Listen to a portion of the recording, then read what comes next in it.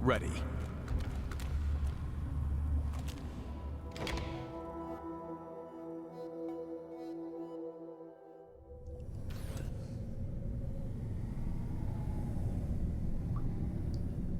Ragman has to be Ragman. Not necessarily our guy, but Why not? it's a weird helmet. Making a note. Jagged antlers twist from this blue-skinned mutant's temples. Permanent creases shape his fate, revealing a history of skulls and grimaces. His glance slices past you to Tiber and then to the ring on Tiber's hand. He tenses. The feeling you were coming for me sooner or later, he says, lips twisting. Never should have put that ring on. His twisted hand creeps toward a crude dagger on his belt. Bullying a little girl wasn't enough for you, yeah? You want to finish the work your friend started? Piper looks at his hand and then to you, confused. You turn your attention back to the mutant.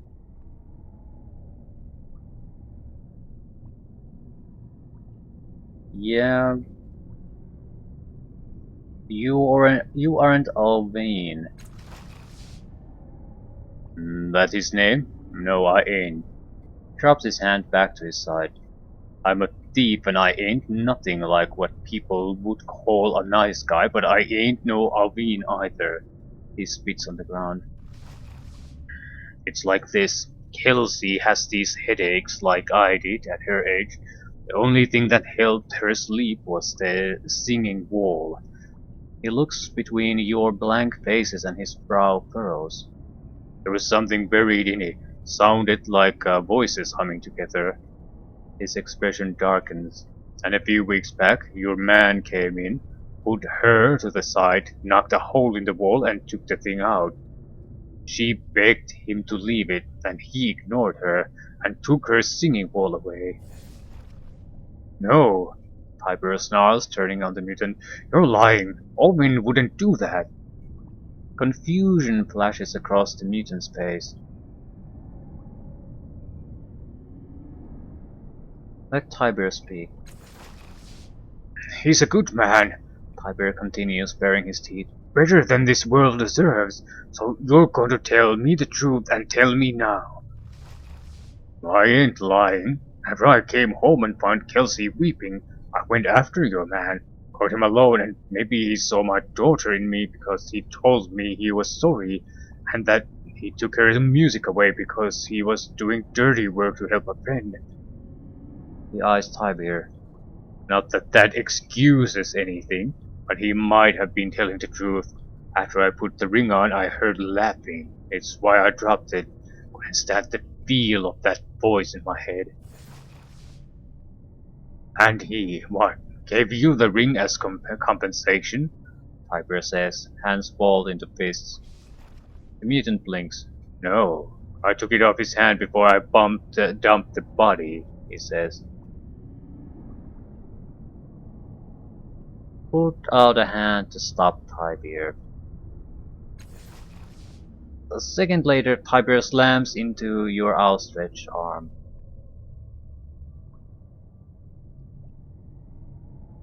Hold him back. Yep, this has to succeed. You hurl yourself against Tiber, holding him back from the cowering mutant. Slowly, you feel the rage drain from Tiber until he sags in your arms. Then, with firm, calmer hands, he pushes you away and turns his back on the mutant, who flees immediately. I want to have words with Dragogen, and soon.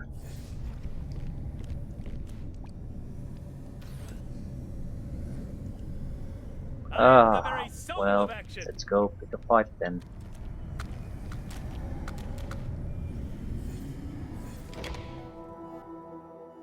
I wonder what the plan was.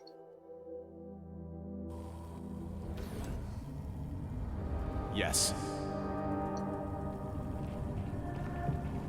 We have no idea if he's telling the truth either. Yes. Considering it's Dragogen who seems to be behind this more or less, could be anything. Better not to be hasty.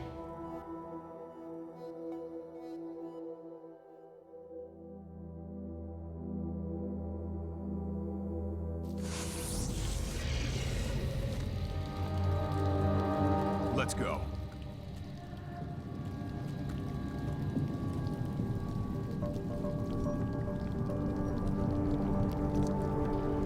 All right.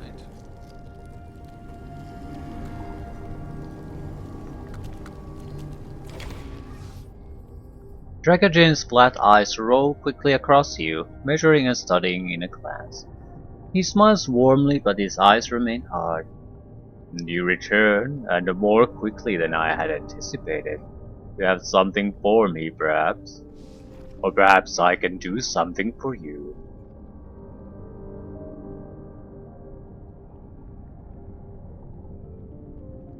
Tiber, you said you had something to discuss with Dragagen? Updated my journal. I want to talk about what you did to Auvigne, you worthless piece of... What I did, Tiber? Really? Dragagen looks to you.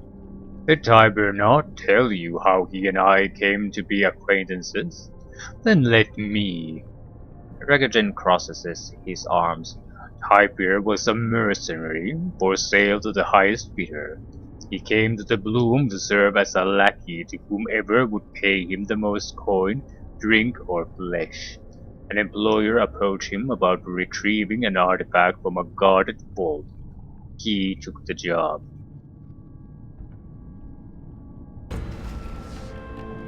Your gallant friend helped pacify the guards, and he watched as his compatriots slaughtered the helpless men.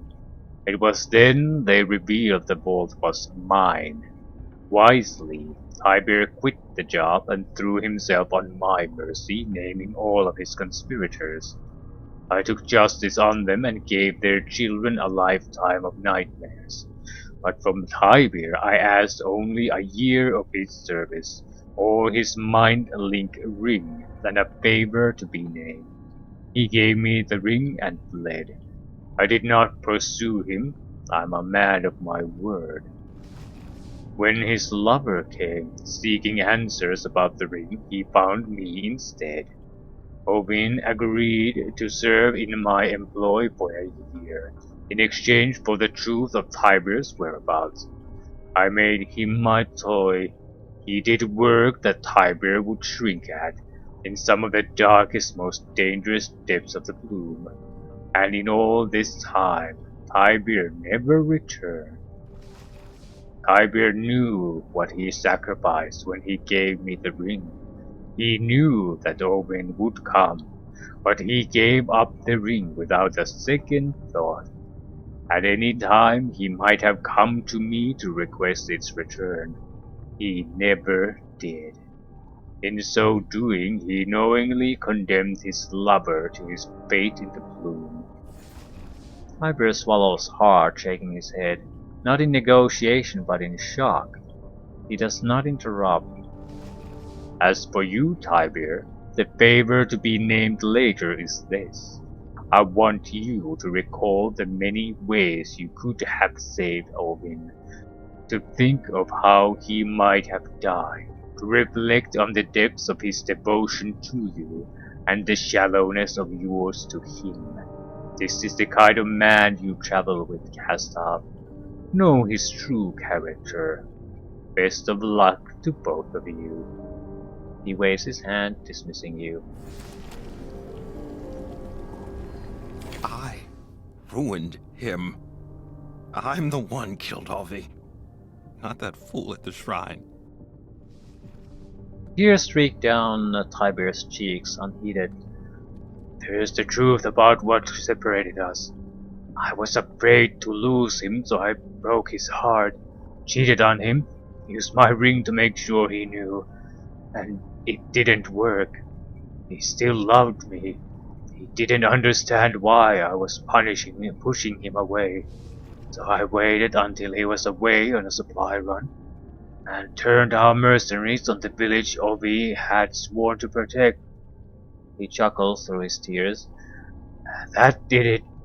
One look at the soldiers shoving children into the streets, and Ovi bashed me in the jaw and said we were done. Tiber covers his face with his hands. You were afraid to lose him, so you pushed him away? I loved him, he says, gripping his head with bloodless fingers. More than I loved myself, and I'd felt him die dozens of times in the endless battle. I wanted him out of my head, understand? I wanted him gone so that when death took him for the last time, I wouldn't feel it. His sigh is a soft, ragged thing. Still, I wished I'd run after him like I wanted. I was scared, and I ran to the bloom instead. And then I gave up the ring to save myself from Jagatan's revenge. He continues, his hands shaking. Of course I did, and I convinced myself Obi wouldn't suffer because of it. But he did. Tiber says, clawing the tears from his eyes. I knew he was here, and I was afraid to face him. And look what my beautiful, honest lad came to in my absence. Trying to save me. I made him like me.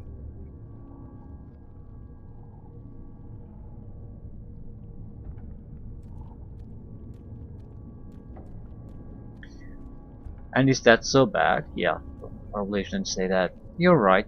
He died when you could have saved him. What now? You aren't responsible for Auvigne's decisions. I think one and two are acceptable options. You're never responsible for anyone else's decisions, but at the same time, if you know someone's character, you can make a fairly good educated guess as how they will act in certain situations. So, trying to claim you have no responsibility is also nonsense. He knew the guy well enough. He should have known better.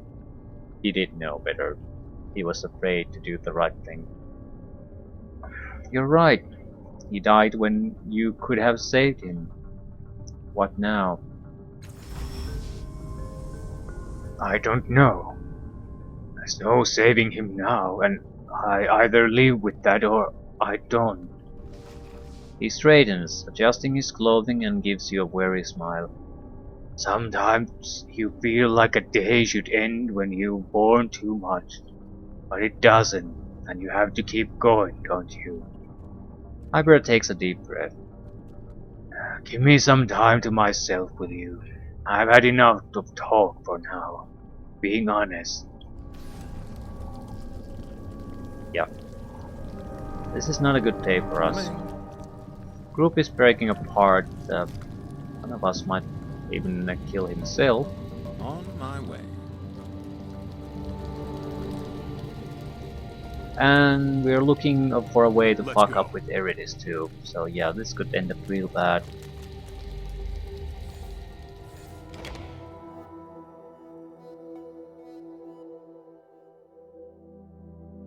In some ways, I'm mostly worried about Erritis though, because Ready.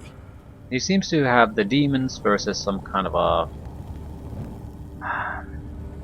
I don't recall the animals. So some kind of a grazing animal anyway. Naturally. Cheese and wool. So basically, we might have to be forced to make a decision where Erritis becomes worthless to us. Why not? Certain slot. Hopefully not, but All right. we need to do something about him. Or he has to make a choice, one way or another. Okay, this looks promising. Doctors implement surgical tools. Sheen. Demere and Auvigne. And another mob. Gladly. A pair of bored-looking soldiers in filthy uniforms bar your way.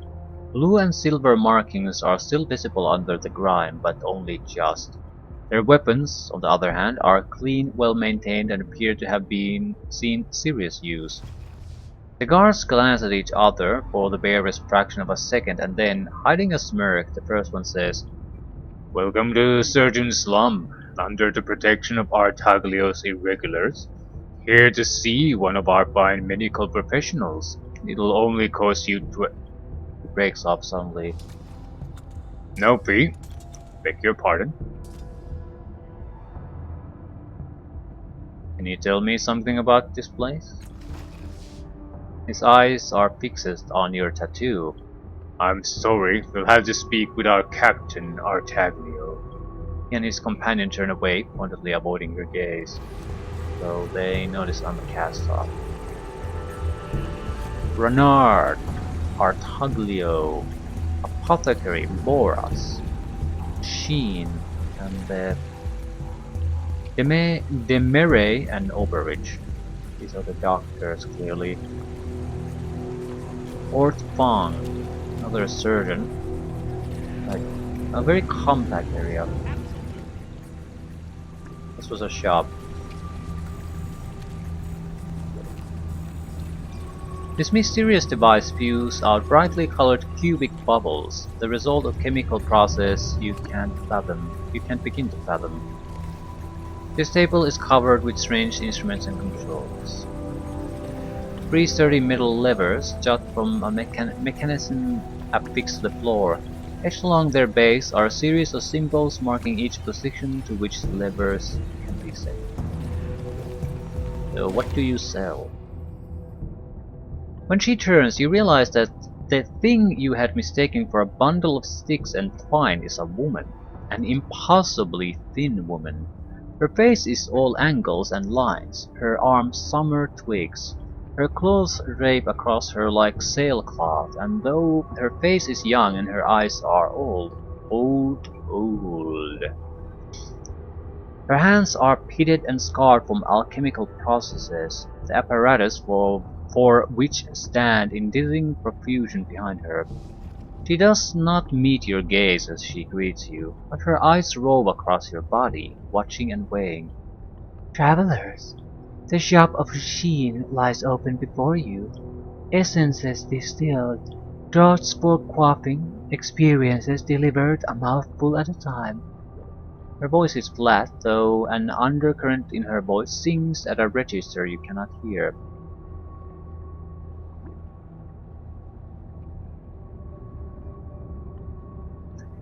What did you mean when you said essences distilled and experiences delivered? "That which we eat, that which we drink. This is not the only nourishment in our lives. Without joy, without peace, without happiness or courage, existence itself becomes empty. These states I recreate, and into dull lives restore aught of glory." He looks proud for a moment. "Clients come to me from across the Protectorate. They desire to open themselves to new sensations, though perhaps unpleasant. Why? I ask not. Unpleasant horizons into the depths of human experience. Some seek solace in pain or domination or unusual abilities. We are the traveler to present a gift of a unique experience, a transfusion of energy. To Sheen, arrangements might be made." Okay, but what would I get from providing such things? I have many unique experiences. I can provide the feeling of overwhelming another's mind with a wave of psychic energy. Her eyes widen in anticipation. "Sheen has heard of such as you, dominators and manipulators. Sheen offers essences in trade for these energies. Your offerings lowers my prices." Not yet. So what exactly do you even sell? Potions. Essence of Bravery, plus 60% on attacks, plus 20% on critical hit chance. Active Entire Crisis. This will be great for Erritis. He already has a decent amount of critical hit chance.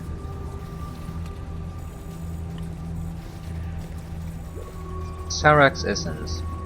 Confers controlled forced to fight on the caster's side for 6 rounds. Very expensive ones. Impure Essence increases the stat pool with the highest max value by 2. Decreases other pools by 1. Not a particularly useful one unless you really want to focus on something. 1000 Years of Rest. +1 Intellect Edge. Active for 3 sleeps.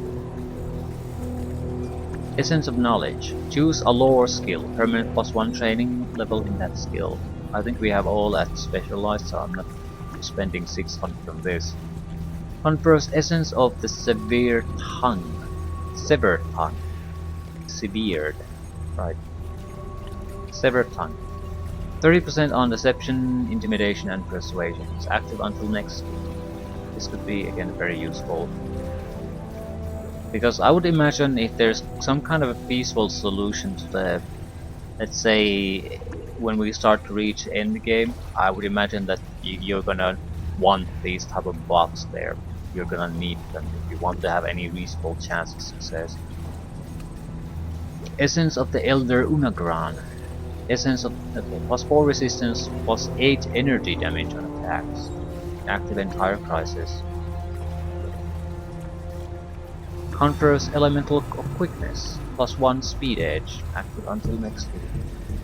Fairly powerful buffs that also last a decent amount of time. Still nothing I would consider absolutely vital, so maybe the Persuasion one and the Bravery one, but not for now.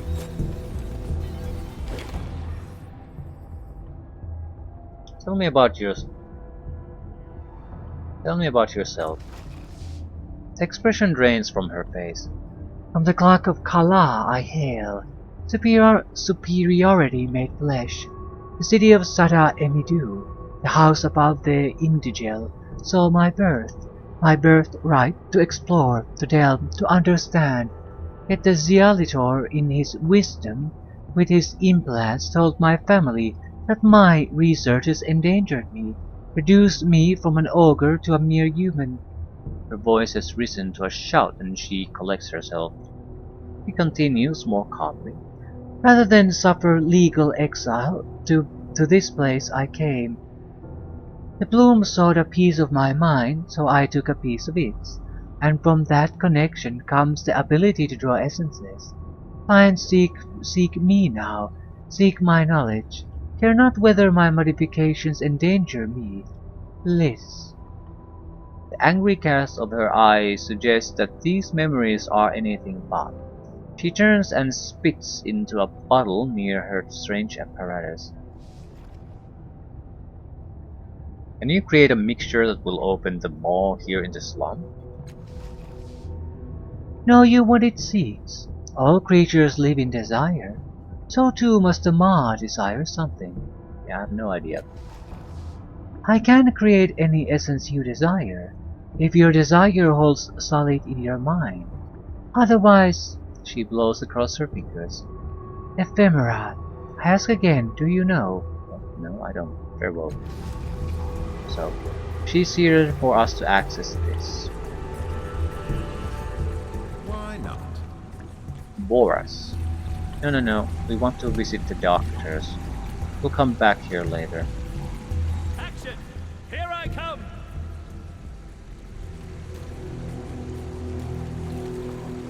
This creature was half dissected and then forgotten. Its innards have turned putrid and black. Yeah, that's not encouraging. Strips of bloom flesh fill the bottom of the basket. Some of them look like they've been gnawed by human teeth. A mass of bloom flesh quivers on the table, picked at by humming machines. Every so often one of them administers an electrical shock to the flesh, which responds with a scratchy little whine. This desk is littered with what appears to be journals recording medical experiments. This gruesome illustration depicts a human body suffering a multitude of different types of physical trauma. Next to each are annotations such as exquisite reaction and result is disappointingly premature loss of consciousness. Diagrams depicting the human head and brain stand in the corner of this room. Right. So, slight caution might be warranted here.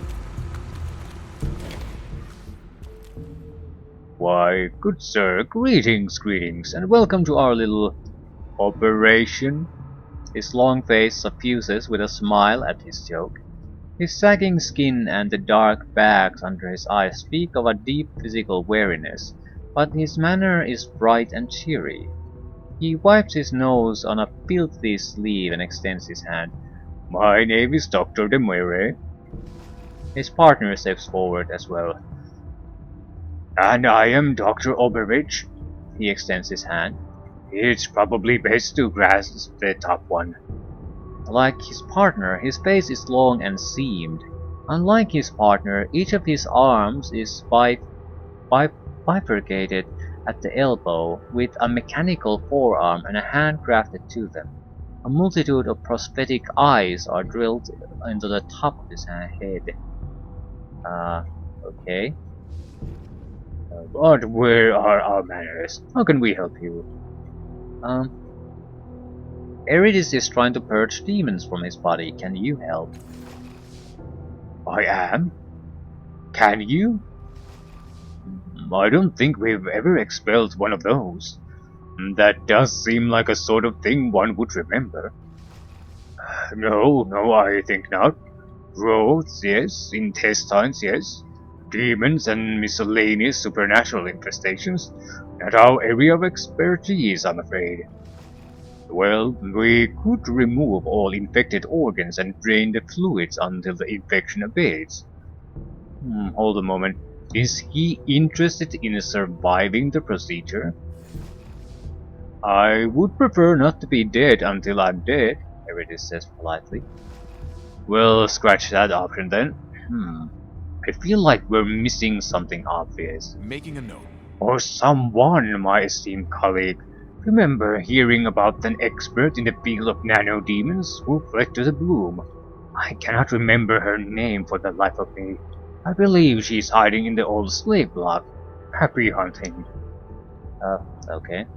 That's where the Murdens are. Ah, crap. Fine.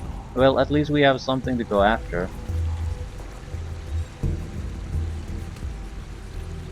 Jumped. Right. I'm going. We haven't really fought against Murdens yet. We had a chance, but we avoided it the first time. Not sure if we have the luck trade this time. Although they're abhumans. But they're not really just monsters either. We managed to deal with them in a peaceful manner the first time. I'm ready. I'm not sure why it couldn't be possible the second time.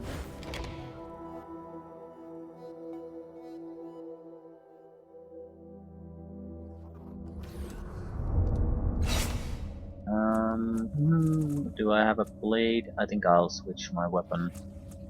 Just in case I actually have to use this.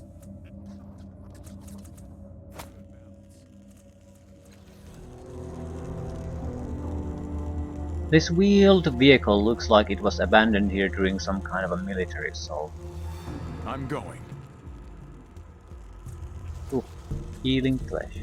Spray blade.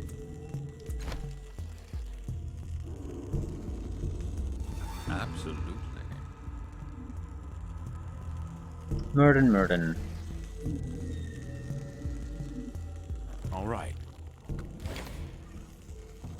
Two hunched avian humanoids stare at you, their bright and hate-filled eyes shining above dirty yellow beaks. You recognize them at once. Murdens.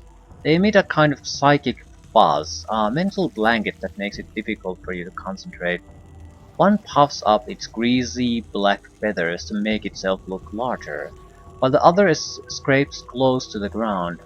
Their arms wave and gesture. The intent is clear. Go no further. Throw your weapons and attack. No. Back away. No. I pay you to stand aside. No. I think since there's only two of them, we can probably intimidate. I recall them saying something like, uh, they'll try to avoid a fight unless they have a clear numerical advantage. So that's 2 against 1. I think we can intimidate our way through. Move aside or I'll tear out your feathers and roast you on a spit. Ooh. That's a good one. I want... yeah, 95 is good enough. I don't want to spend points. I'm pretty sure we're gonna end up in a fight sooner or later anyway. The creatures lower their weapons slowly and back away to the corners of the room, never taking their eyes off you. This makeshift bed consists of racks, dirty feathers, and assorted junk. Same here. Same here. Doesn't look like we have a lot of options. More Murdens, yeah, we're not... Ooh, there's a translator. Murden Chief. How big is this area? Maybe we should go to the lair. Basically talk to the chief. I got a feeling that if we try to force our way through, might be trouble. If we can't intimidate here, this is gonna be a fight if it goes wrong. But we'll have to make a deal here. Look out below! Above! Sideways!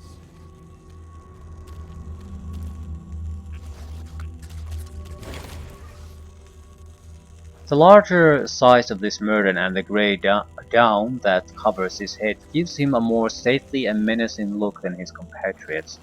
He hisses at the other Murdens and the annoying mental static fades, until only his own harsh static remains. The noise whines and scratches in your head as the chief speaks. The human woman at his side translates in a dull monotone. Why you come here, human? Your kind, too afraid. They see their fate. Girl gestures to herself, mimicking the movements of the Murden chief.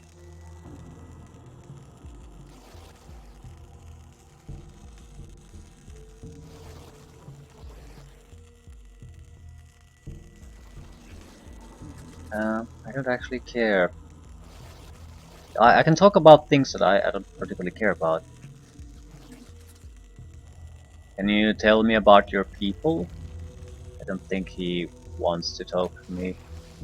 The young woman waits for a moment while the chief and his underlings hiss and click back and forth to each other. What to say? We are Murdens. We hunt, we find, we take. Humans hate us. In the world outside, we flee from them. Here we rule. Her shoulders roll and an obscene imitation of an avian shrug. Here, humans fear us. Have you seen any of the Memobira's patrols lately? The guards. They not come here. They learn. The Murdens in the room shift on their feet and hiss, in quick succession and in varying pitches. She adds, ha ha ha, ha ha ha ha.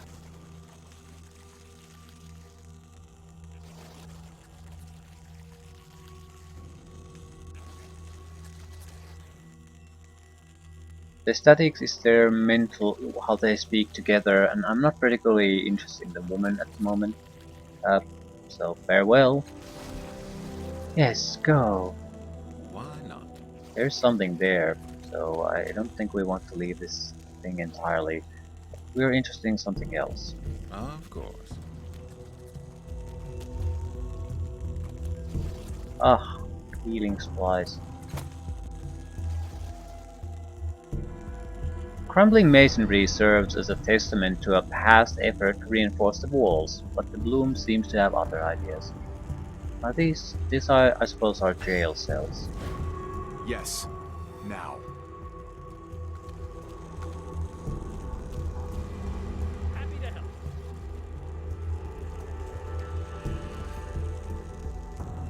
Shin-wise. Why not?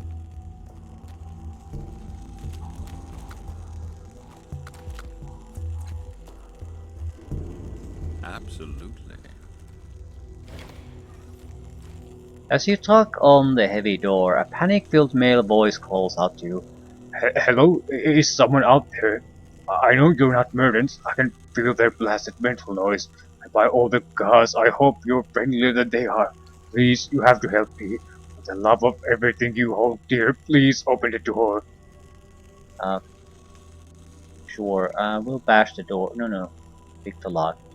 If we bash the door, it might be we might be unable to close it again anymore. So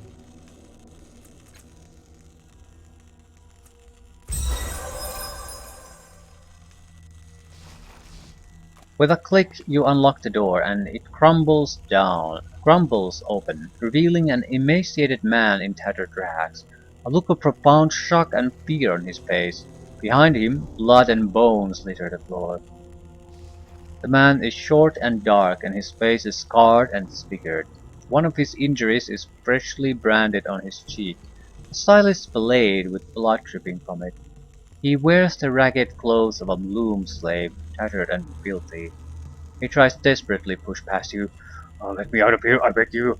This is no fit place for a human.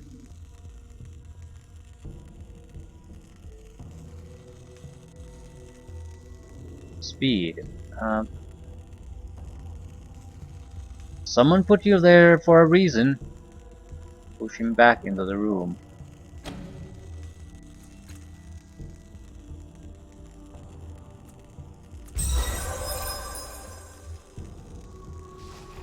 The little man struggles desperately, his fear lending him strength, but at last you manage to wrestle him back into the room and you slam the door in his face. Okay, I didn't mean to do that.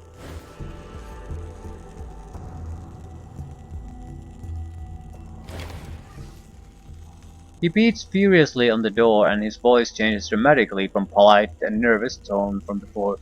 You poxy-eyed bastard! I'll slaughter you! I'll drink the blood of your mother! I'll ravage your father's corpse!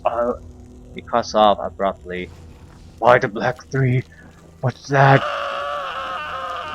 His frantic drumming on the door is more insistent. You can't leave me in here! Don't let them... Oh gods, no! A screeching, hissing noise drowns out his words. The sound is organic but strangely alien, and it sends involuntary shivers through your heart. Then the screams begin, rising in pitch and pain. The wet slapping that accompanies each howl is even more disturbing. Suddenly the noise ends, as if cut off altogether. You crack the door and you see nothing but bloody chunks of flesh and viscera, the remains of a hapless slave. And on the far wall a new maw, one that wasn't there before. It gapes wide open with a glowing singularity inside. Okay. Of course. Didn't intend to do that, but guess it worked.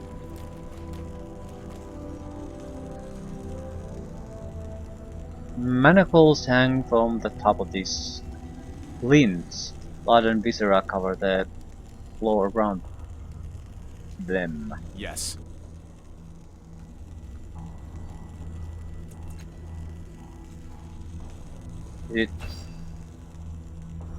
The treasure trove. Oh, why wouldn't I go to a treasure trove? I'm going.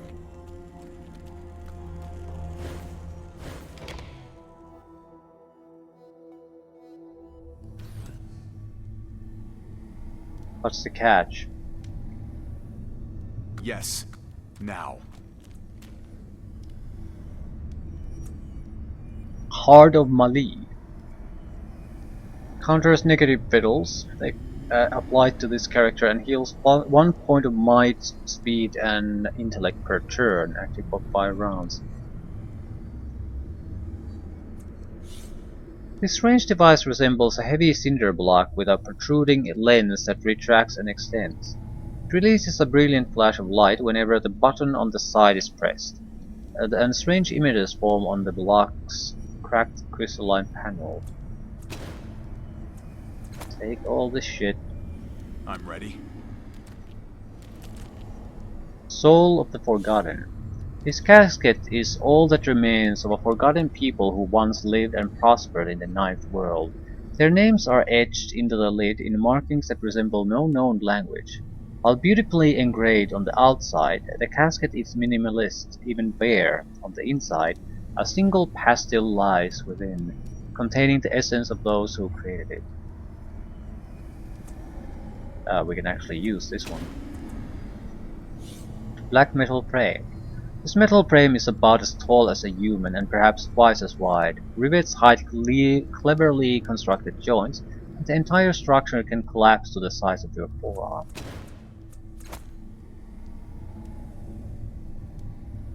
Use that. Brightly colored bits and bobs form a small pile here. All of it is completely worthless. ready. Yeah, it's gold and gems, but it's completely worthless. Cloak. Oddity. Compass of the Navigator. His sinister device appears to be a compass of some sort, runes and eye-twisting markings lining its edges. The compass arrow seemingly swings in seemingly random directions, as if it were trying to steer you. Okay. Is it a better cloak than what I have?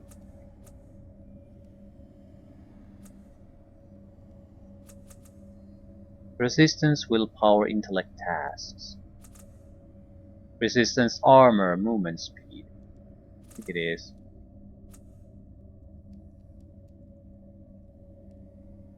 This protects us fairly well against magical attacks. This protects us fairly well against everything else. And our armor is our weakest point, so...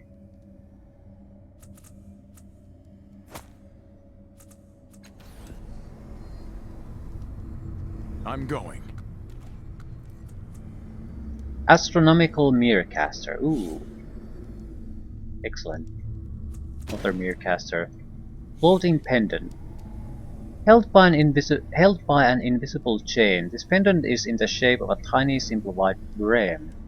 It has no apparent weight when held or worn. The invisible chain snaps itself around the wearer's neck when the pendant is held to the chest.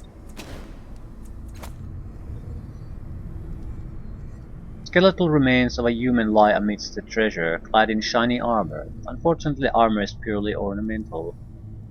This immense pile of is comprised of shiny baubles, decorative objects, and broken bits of numenera.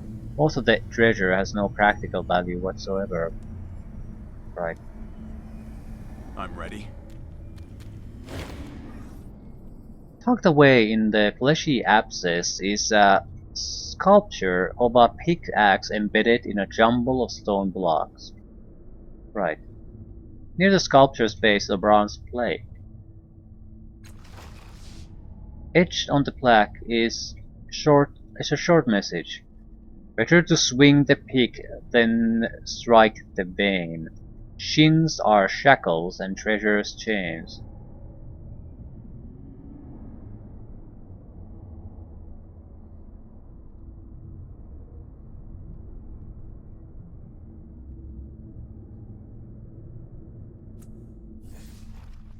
Piper chuckles long and low. Spoken like someone who dislikes their money and shackles. I don't think the artist and I would have gotten along. Examine the pickaxe. The shining metal handle towers overhead and completely out of reach. You couldn't touch it without climbing the sculpture itself, and even then it looks far too heavy to move. The pickaxe trembles, and you blink. You felt the motion in your mind. You may actually be able to affect this sculpture with your thoughts. Try to free the pickaxe.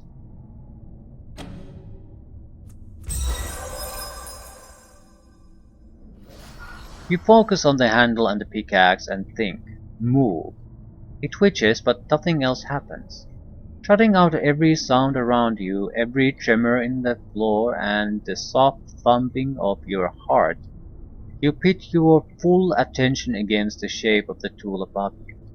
With a hoarse scraping sound, the pickaxe retracts from the stone blocks, and a waterfall of shins cascades from some inner recess of the sculpture into a pile between the blocks. You won a battle of wits with a sculpture. Congratulations. Ah, this there it is. Take the shins. As you reach for the shins inside the sculpture, a strange feeling of revulsion sweeps over you. Pull your hand back. The unnerving feeling passes the moment you draw your hand away. Better to swing the pick than strike the vein. Shins are shackles, treasures chains. Leave the sculpture alone. We're leaving? What about all the treasure? No, don't touch it.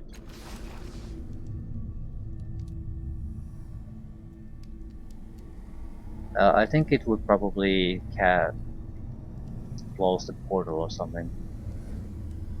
All right.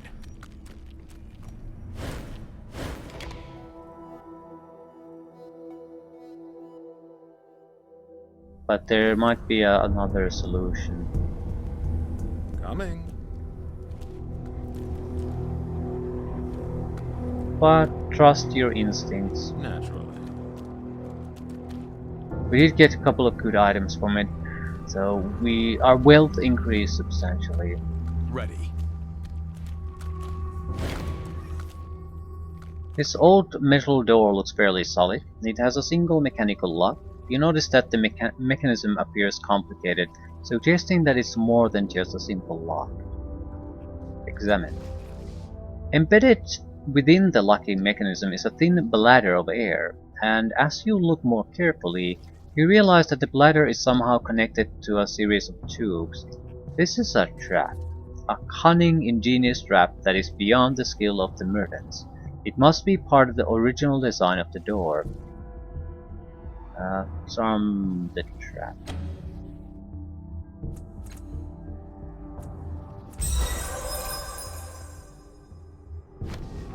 Moving sack of molecular acid creates an immediate size slick obnoxious acid dealing 13 chemical damage to any character who enters or starts their turn in the area. So does it last long?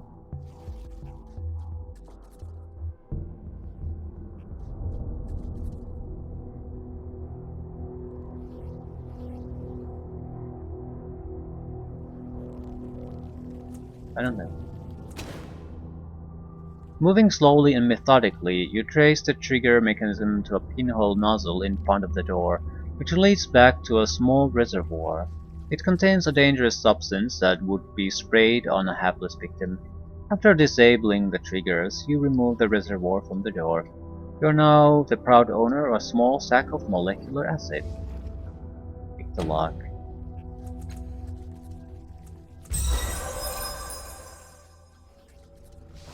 You manipulate the lock successfully and the door unlocks with a satisfying clank. Thugs. Gladly.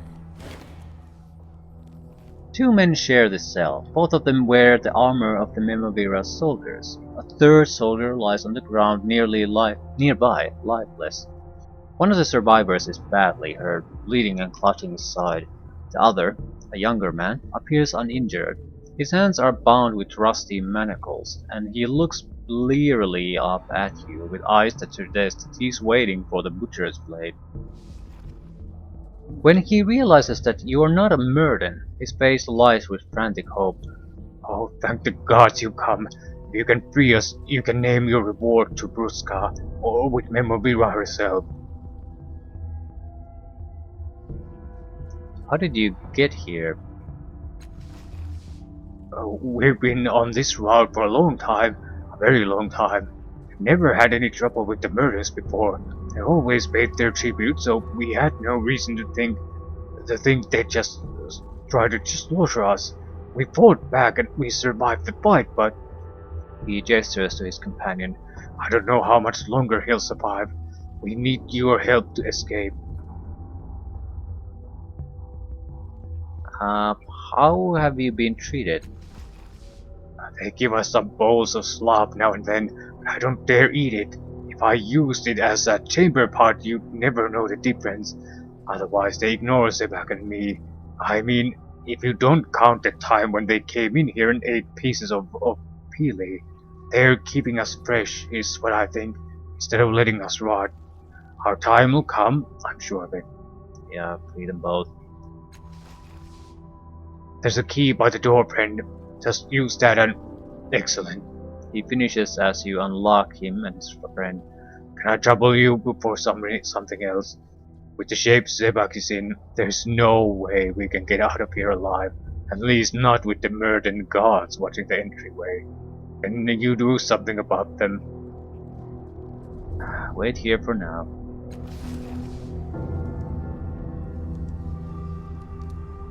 Yeah. Skinned creatures hang from wooden poles, dripping blood to the ground. The room must serve as the murder's slaughter. Let's go.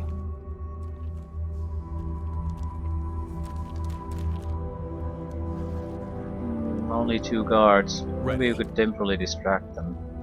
Don't mind if I do. Beneath the grate, a vertical shaft descends into the darkness. Faint whispers echo from somewhere far below. Manacles and anything interesting. I'm going. Essence of a single sigh. The malachite-tinted bauble filled with ashen vapor pulsates at the touch. When peered at long enough, it invokes an intense feeling of solitude. The examiner never knows whether to embrace it or shun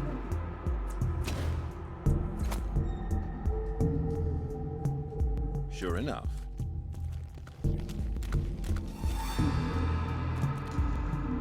Scour the faceless. On my way. How faceless are we talking about? There's certainly something wrong with him. A cleverly made bed lies at the back of the cell, coupled together from scraps of wooden rope.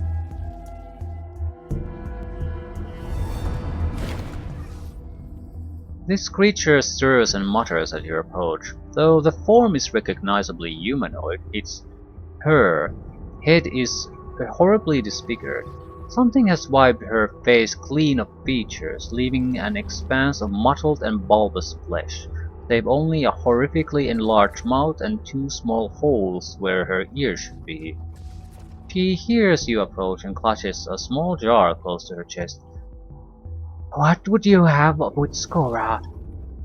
Though my looks have been stolen, scribbled away by a million thoughtless particles, I can hear you breathing. I can taste what others can only smell. Your fear, your exertion. She smacks her oversized lips. Tell me, if you had lost your sight, what price would you pay for its return?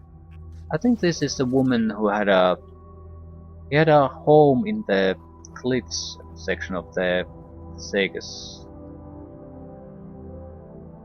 She had a door behind that there was an iron wind. Some kind of a machine cloud that changes people that get affected by it. I think so. I'm not 100% sure on this though. The name is very familiar at least.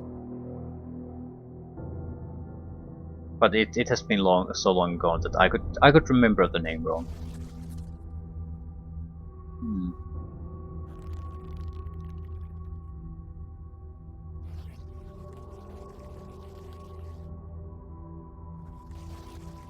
What price? Time only, I suppose. My eyes would regrow eventually. Updated my journal. Huh! I might have expected such an answer from someone with a strange taste like yours. I would welcome such a gift. I can tell you, you haven't experienced the privation of blindness. He nods toward her jar. This is a piece of the iron wind. It is my most prized possession, and I would give it away in a moment if it meant that I could see once again. Yeah, she's probably the one. Examine the jar. Made from an opaque battered metal, it looks like an repurposed cylinder intended to hold some sort of high-energy matter. Control panels emit small readouts into the air above its surface. Jar thrums with energy, almost alive, and Scour's lips wobble into a toothy smile. My pride and my punishment, all in one. Then she hides it behind her back.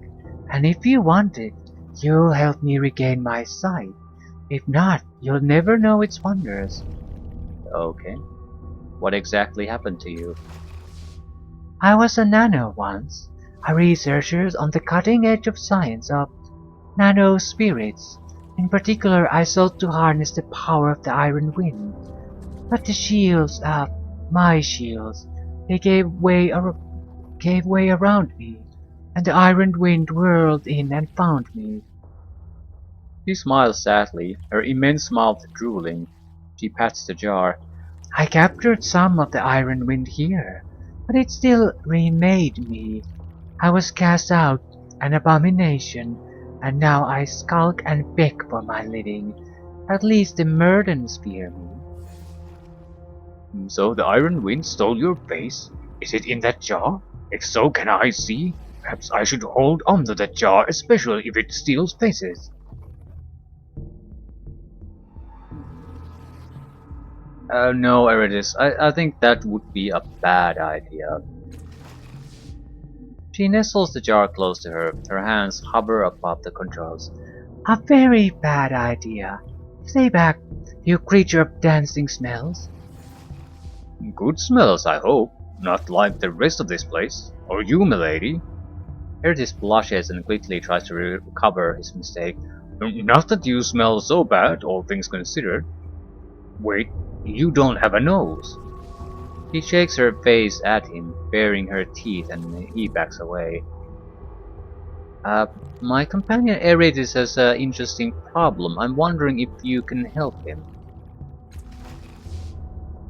Let us find out, She mutters, reaching out. Take Scora's hand. Erritis does so with great reluctance, turning to you, not noticing that his glow is blowing up her arm in fits and starts. I don't know why you think I have a problem. I'm a hero after all, and I don't have any... He goes rigid, eyes rolling back in his head. Keep watching. She tightens her grip over Erritis' convulsing hand. A single tendril of his golden aura sinks into a hole at the crook of her elbow. She says, tilting her head back and smacking her lips. Traceries of gold unfurl up her neck, but it doesn't seem to be bothering her. I read of these nano spirits, these demons before the wind took me. They were called the Audience, and they likely call themselves that still. They will empower and drive your friend to greater and greater heroics until he dies, or they use him up. His blood will boil in his veins. He'll burn from the inside out.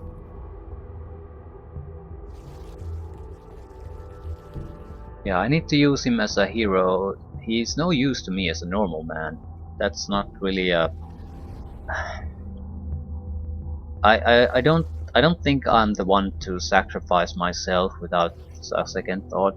At the same time, I'm not the person who fucks over his companions for personal gain. So, how did you sample his aura like that? Sensors and processors in my chest. The iron wind saw fit to merge my flesh with my equipment when it stole my face. She chuckles and a runnel of drool slips from her too wide mouth. I studied nanospirits, and the iron wind turned me into a living tool to measure the things. Never let it be said that the wind doesn't have a sense of humor. So, is there a way to purge them? You can, She says, shrugging a misshapen shoulder. They've taken root in him, and there they'll stay, until the end occurs. He smiles. Now it's my turn. How did you learn of your friend's problem? His original personality is trapped in my mind. I could hear them talking.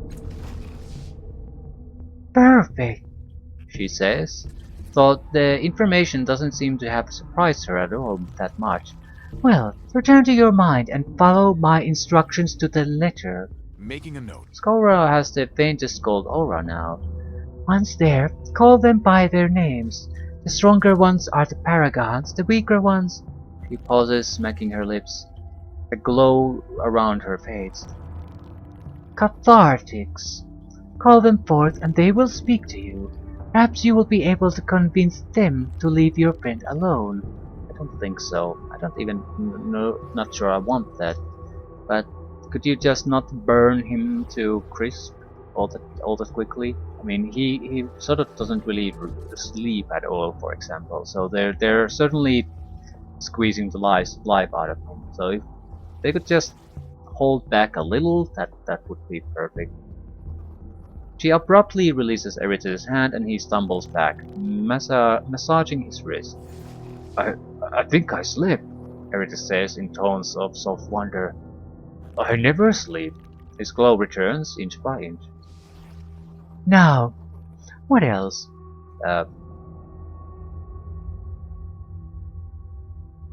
What exactly do you want me to do for you? Eyes. Yeah. Okay. How do I get back to my mind? I don't recall anymore. I know I need to die, but was there a place here that I could easily die? Maybe one of the mouths would actually kill me. All right. There has to be other ways.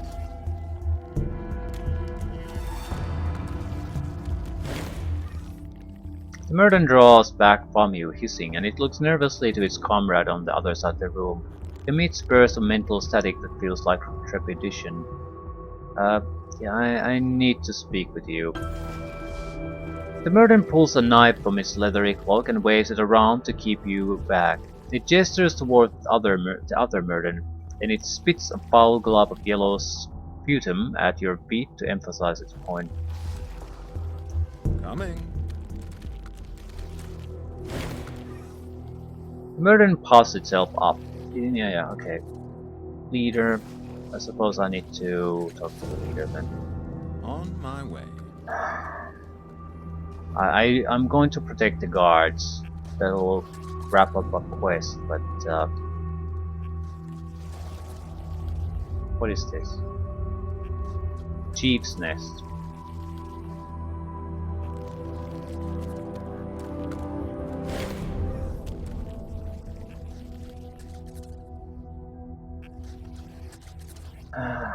What's this static in the air? Upon hearing your question, all of the Murdens in the room begin cackling and shrieking. Ha ha ha, Says the translator in a monotone voice, barely audible over the noise. When the Murdens have settled down, the harsh static of the chief fills your head, and then the translator speaks. that is our thoughts. That is how we speak. No need for clumsy words like you, stupid human. Okay, who's the woman? The woman stands impassively as the Murdens buzz static through several irritating frequencies back and forth. At last the chief's mental buzz cuts through them all. He recites the words without feeling or awareness. This is not woman.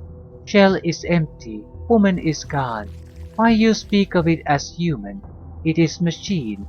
When it expires, we'll find new machine. We not speak human language, we buy slave. We fix slave's brain, slave become machine. Machine speak human. He pauses while the chief clacks and he says, Slave not need whole brain anymore. Excess brain was tasty. right, so how exactly can I distract these guys?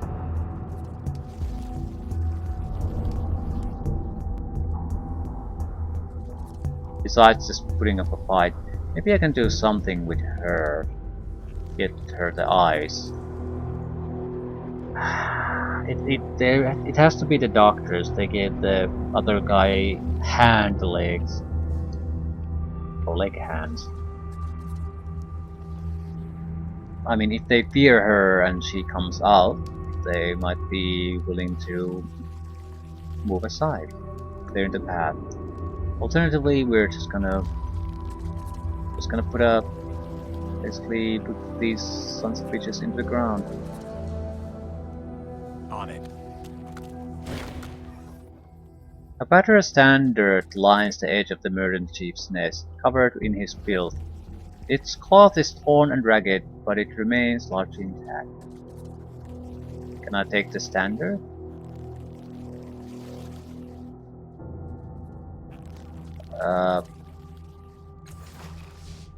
Murder Chief clacks its beak and hisses at you, waving its jagged blade menacingly. Burst of mental static from its mind is acute, and nearby the human shell jerks into life. Do not defile our trophy, human. Taken by right, it is ours. Right of property, right of law, right of trophy. Punishment come for those who ignore. Right, so can I talk about it? What exactly is it? On my way.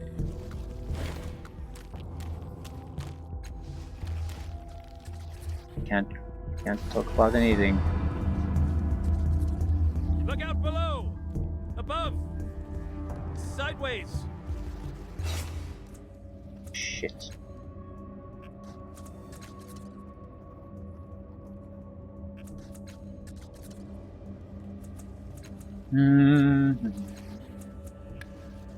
Ruska said, okay. I need a distraction. I don't know how I could distract anything. Yes.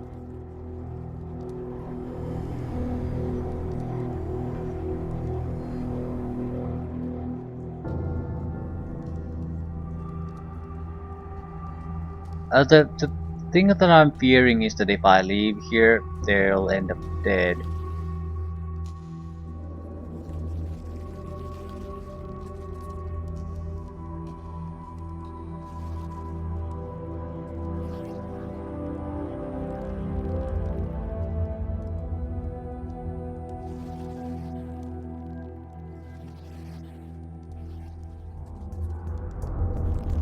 I'm gonna try to get the eyes for her.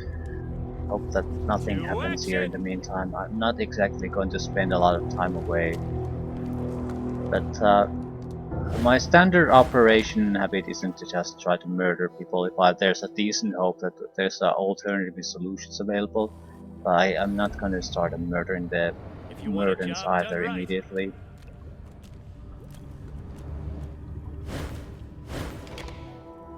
If I don't have any other option here, yeah, then that's a different matter. Let's go.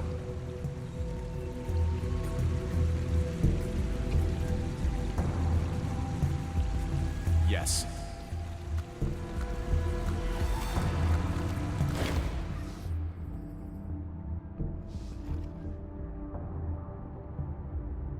Do you know any way to restore the sight of someone without eyes? Without eyes? Were they destroyed, or is this inherited? What's this a creature that has no visual cortex? Demere waves his hands. Makes no matter, I can restore sight to any living creature. Any. Oberwitch is nodding and smiling and prepares to offer a boast himself, but as he holds up his strange arm, his index fingers in the air, he pauses and says quietly, Do you mean restoring sight and retaining independent nervous autonomy? That is, without scooping out portions of the brain? Well, she didn't specify. Okay. Well, the subject should retain her faculties, yes. I'll remember that. Oh dear, oh dear, oh dear. The mirror paces a very small circle. I know only one procedure to meet the specific qualifications that she retain all her faculties. I'm afraid it's a long work, long hard work, long hard, expensive work. He glances at Oberwick. The half-man returns his partner's quick look. It would require compensation worth more than coin. Perhaps if you found us an interesting test subject for investigation, we could consider a fair trade. And when I say perhaps and could, I actually mean that it would suffice.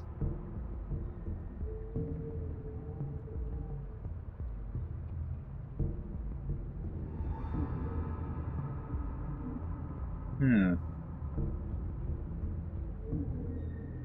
Yeah, I'm not offering a companion for myself. Not yet.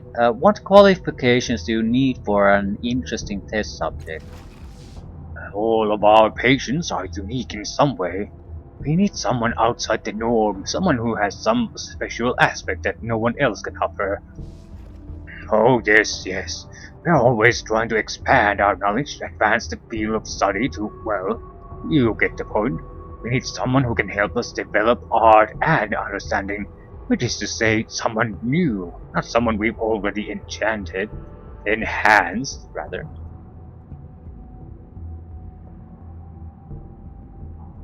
Hmm.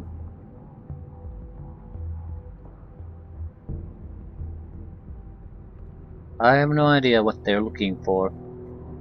Well, expensive and time consuming? What about all the eyes your colleague has on his head? Did he undergo all these surgeries one by one?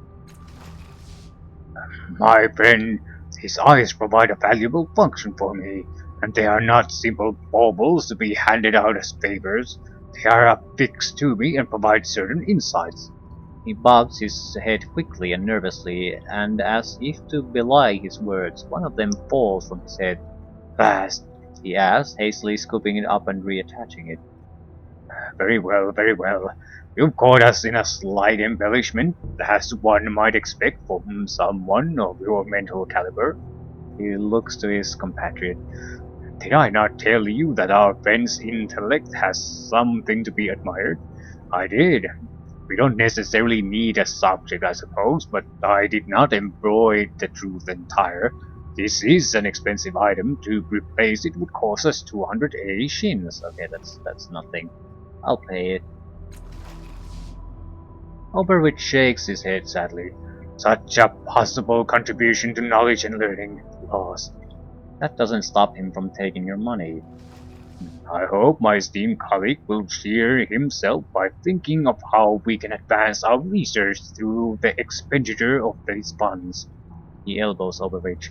I believe our guest is waiting for something. Making a note. What? Oh, yes, my apologies. Oberwitch reaches to the profusion of eyes on his head and selects one, seemingly at random. With a grimace, he works it free from his head.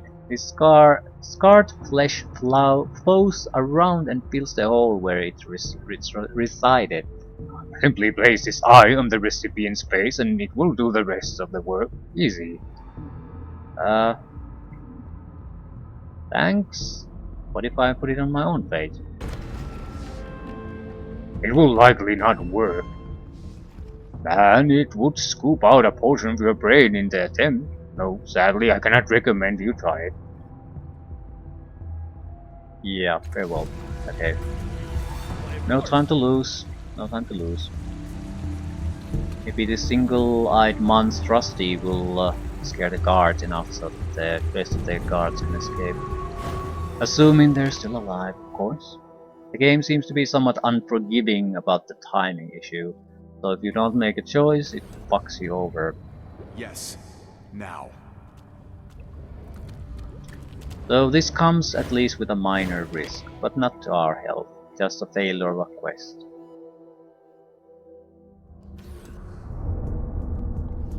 Coming. Hey, they're still alive!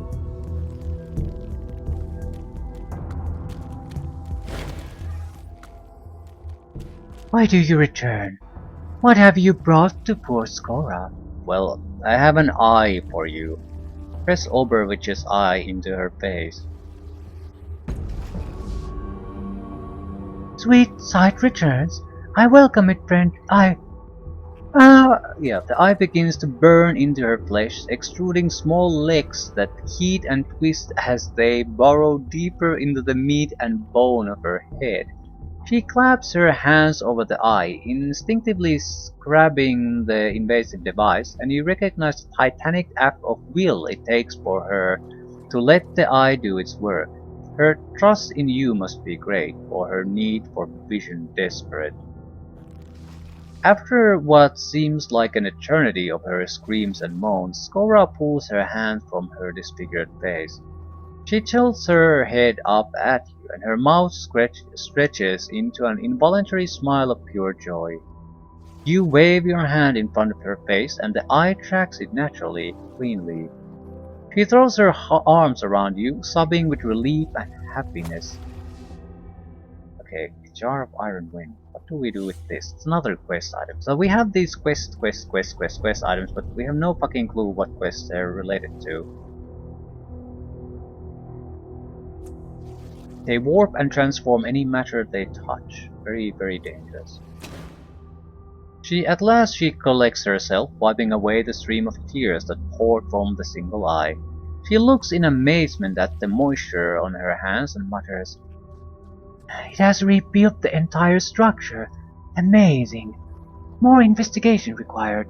Then she glances up at you and thrusts the jar into your hands. Here, more trouble than it was worth. She turns away, gasping in delight at every newly revealed sight. I'll remember that. Do you do anything else?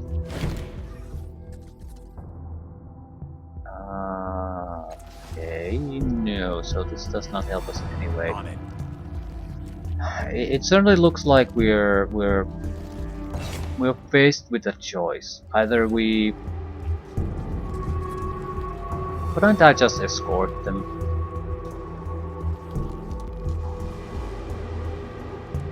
Why, of course. So should I go talk to more of the Memovira guys?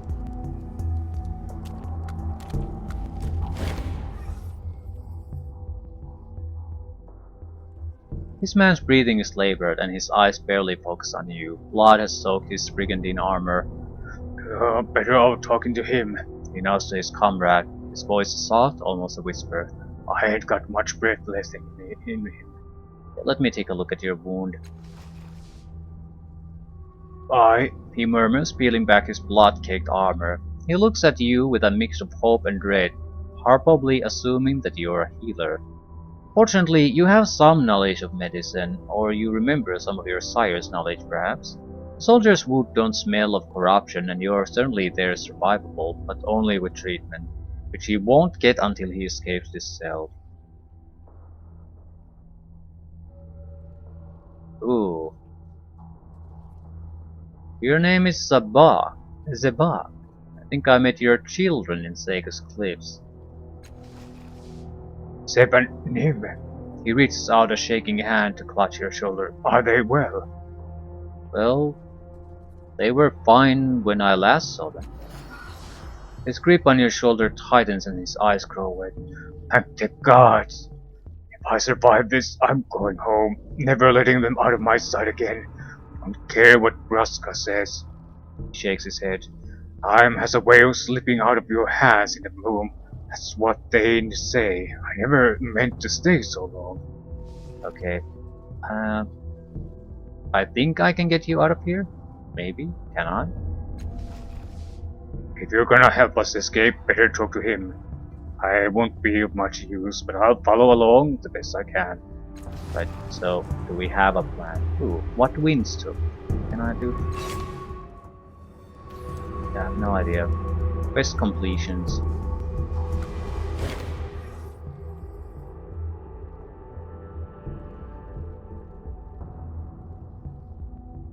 Well, if you hide in the next cell, I'll tell the Murden guards that you escaped. That should give you time. Okay, that's a plan. Solid plan. We'll wait for you there. When you give us the word that the way is clear, we'll make a run for it.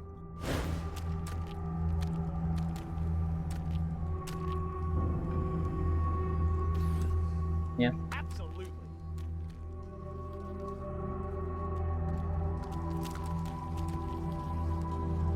Okay, now we have a permanent quest completion. Fuck. Why not? Okay.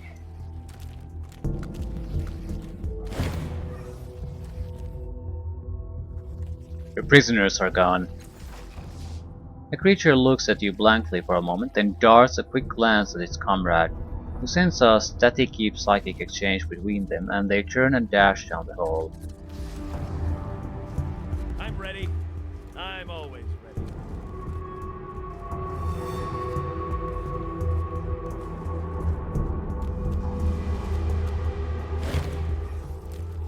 It's clear you should be able to make your way out safely. I'll remember that.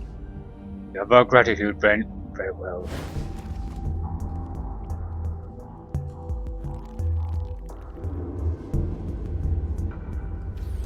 I am the very soul of action.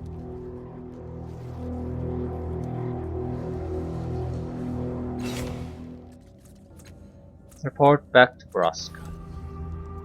Well, we at least succeeded in this. I don't particularly care what they do. If you want a job done right,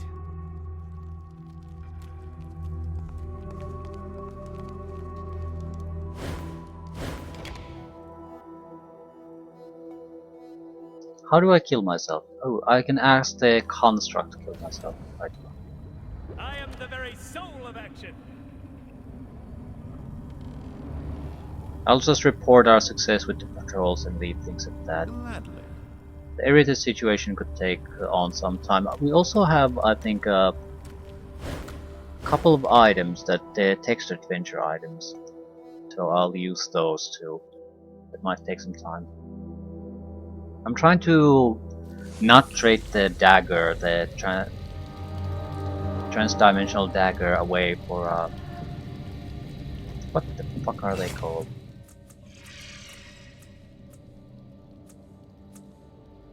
Mirror casters.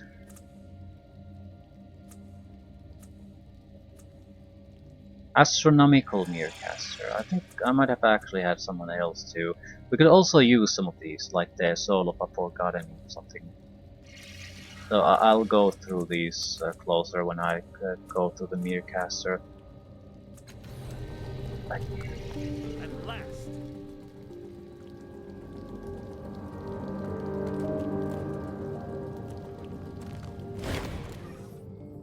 Prescott tears her gaze away from the courtyard tunnel and glares at you. You need something? I don't have time to play the guide. Yeah, I found 2 of your men alive in the old slave block and your patrol in Little Nihilish. They're alright. Making a note. So it was you. Praska sizes you up anew. Yes, you match their description. I'm in your debt, it appears. Take this. It's not much, but it's what I can give. Some money. I guess with those headaches out of the way, I can focus on more important matters now. Important to some, anyway. You said you had other important matters. Well, it's not really your business, but then neither were my patrols, and I owe you for that much. She shifts her weight and looks sidelong at the fortress door. The Merovira. You probably heard she doesn't have leave the fortress anymore. Well, that's because of the way the Bloom's been acting lately. And I think I know what the Bloom's behavior means.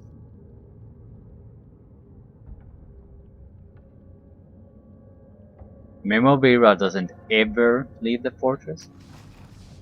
Never. Not for months. She's afraid of the Bloom, and what it might do to her.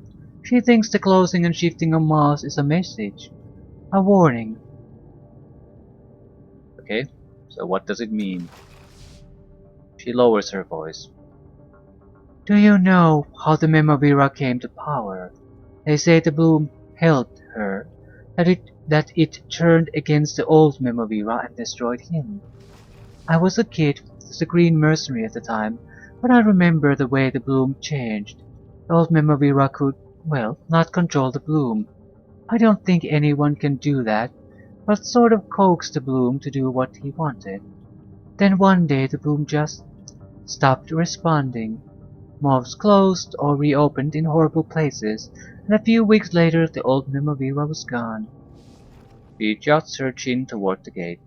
The Memovira sees the similarities too and doesn't want that to happen to her, so she's shutting the Bloom out.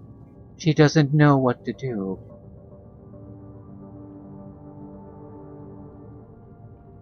You said the old Memavira just disappeared? They say the bloom ate him, but I think it's worse than that. Her voice drops to a whisper. I've seen him, late at night sometimes, or in the dark corners of the bloom. An old ghost in rags and a long beard. Maybe I'm crazy, or maybe he isn't really dead. Either way, I don't want to know. Okay.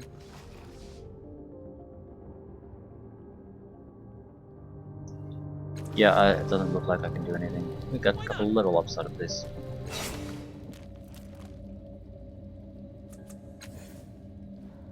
What do we need? I don't particularly care. I suppose stats might not be a terrible thing. I don't think we need skills. I don't... Yeah, this is a terrible ability. Extra effort? No, I think stat pools are the one we want. All might. Although we don't really use the stat pools either, but we haven't at the same time haven't had to fight in a long time, so yeah, against a powerful opponent these pools will drop very quickly. What about you? Don't care. Issue a challenge. There's no weak character to protect anymore. Well, I suppose I am the weak character now. That's not that big of a deal. I don't need more edge, I need more stats. Actually might not be a bad thing. I'll take speed. Right. Not bad at all.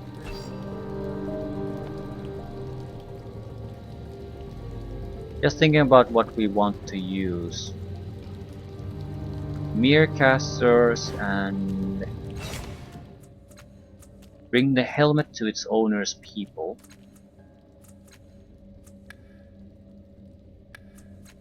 Find a mall that leads to the lost anchorage. Confront Erritis' audience in the labyrinth. Yeah, that's what we need to do. Find what the newborn mall wants to eat.